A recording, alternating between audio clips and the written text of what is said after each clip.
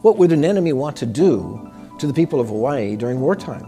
They would want to cut us off from international shipping. Well, this is what the law does to us all the time. My name is Ken Schoolland. I'm a professor of economics at Hawaii Pacific University, and I'm on the board of scholars of the Grassroot Institute of Hawaii. I think the biggest problem facing the state of Hawaii today is the Jones Act, and I'm extremely grateful to Attorney John Carroll for bringing a lawsuit that challenges this on the grounds of interstate commerce. The Jones Act is a law that was passed in the 1920s to protect the American shipping industry from competition, basically. The result of this has been that many parts of the country now are cut off from 90% of all the world's shipping because of this law that says any ships that go from one American port to another American port have to be on an American vessel.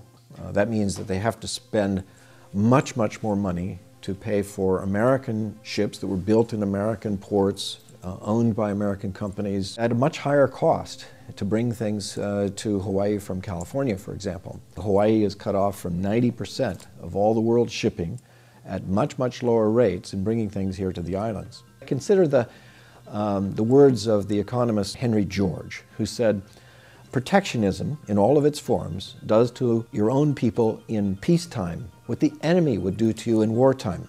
And consider, what would an enemy want to do to the people of Hawaii during wartime? They would want to cut us off from international shipping.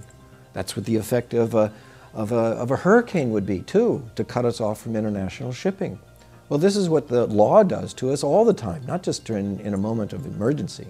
The President recently waived this requirement after Hurricane Sandy on the East Coast to allow international shipping to bring supplies to the destitute people in New York and that area. Well, why should we just get this access to the world's shipping at much lower rates during an emergency time? It should be happening all the time because our economy essentially is always in an emergency. A ship that's going from China to Los Angeles has to bypass Hawaii. Here we are in the middle of the Atlantic, where all the shipping is going back and forth, and it has to bypass Hawaii.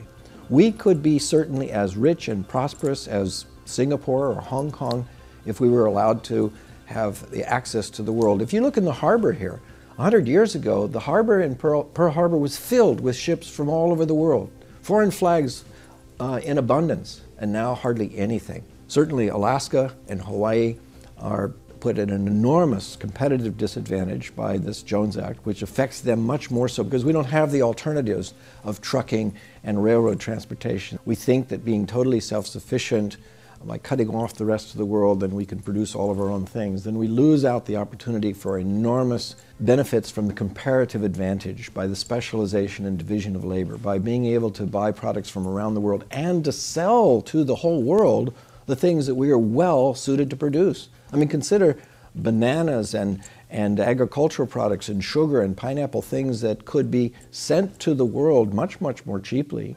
if we were allowed to access all this other shipping.